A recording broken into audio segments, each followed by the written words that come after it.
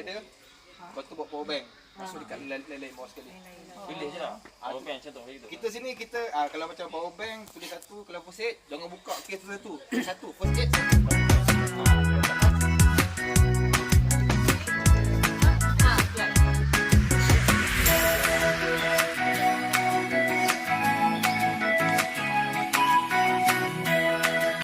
Kalau lebih boleh pulang kalau korang nak cari pening ni. Okey, so malam pun saya buat training satu grup 17 orang dan nak PKK. So, susah ke senang pun.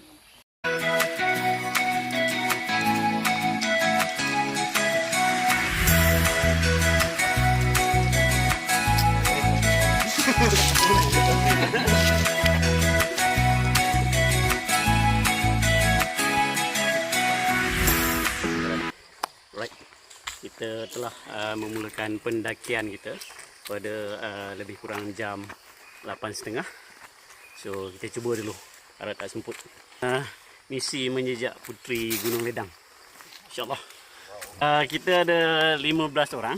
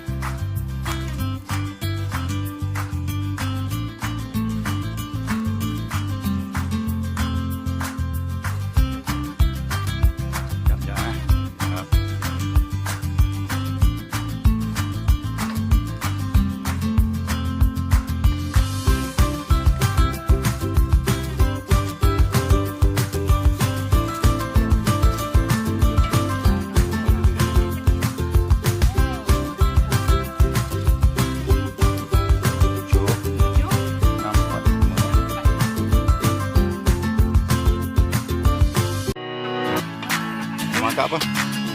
Nampaknya trek untuk ke Gunung Ledang ni begitu pacak sekali.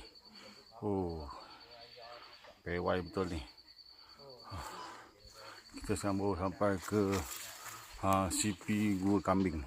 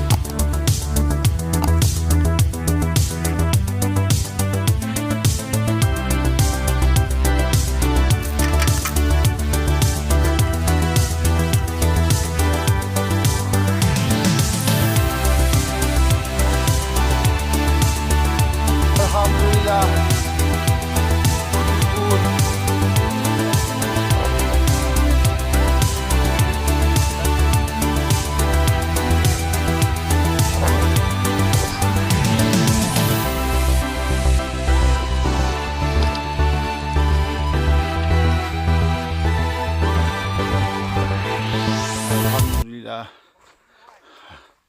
Akhirnya sampai juga puncak Gunung Ledang ni. 150 tangga yang terakhir untuk sampai ke puncak yang sebenarnya. Puncak Gunung Ledang. Kat sana. Okey. Ini adalah tangga terakhir kita sebelum sampai ke puncak Gunung Ledang.